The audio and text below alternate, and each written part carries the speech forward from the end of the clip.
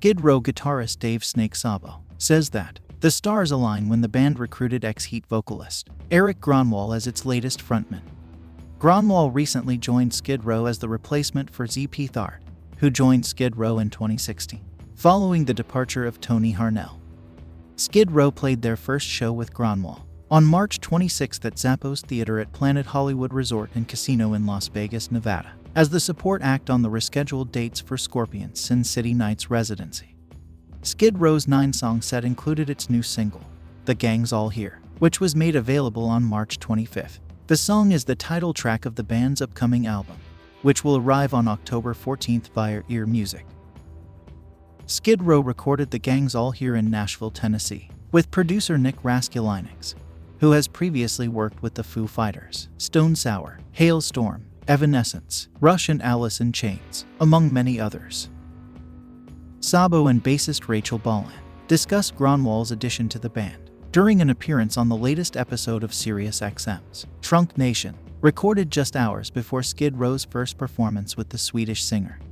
Regarding how Erik came to join Skid Row, Rachel said, "We toured together. H.E.A.T was on tour with Skid Row, and we'd hear him every night from the dressing room.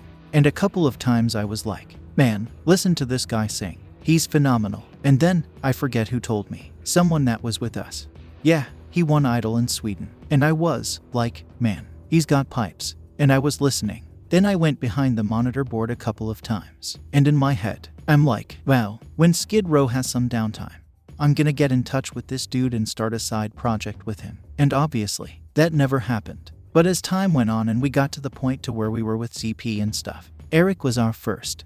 I told Snake, I go, we've gotta check this guy out. And along with Snake and the rest of the guys, and Nick, our producer Nick Raskulinecz, we're like, he's the guy, send him some songs. So we sent him some songs that we were recording, just with a guide vocal on it. And it came back about 24 hours later, and we were like, all right, he's the guy, get him on a plane, let's do this. He continued, we've been recording this record. We've never done it like this before. He's been recording at his house in Sweden, and sending it to Nick, and sending it to Snake and I, and we've just been going, okay, change this part, do this.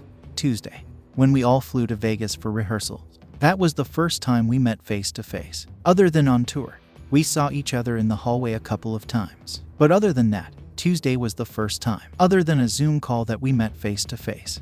Touching upon the circumstances that led to Skid Row's split with Dart, Sabo said, it got to a point where the situation with Z kind of put itself forth, where we had to make a decision, because something still wasn't working correctly. And that's when the idea with Erik came up. And ironically enough, years ago, a good friend of mine, Rob Hoffman, had said, if something ever happens, there's this guy in Sweden.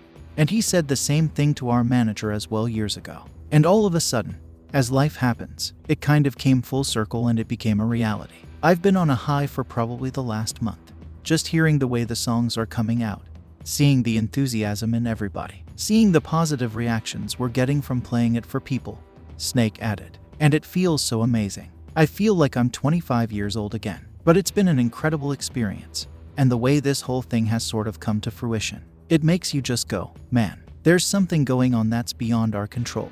The stars aligned, if you will. Thank you for tuning in, and please hit that like button, it's appreciated. Make sure that you subscribe for more rock-related content.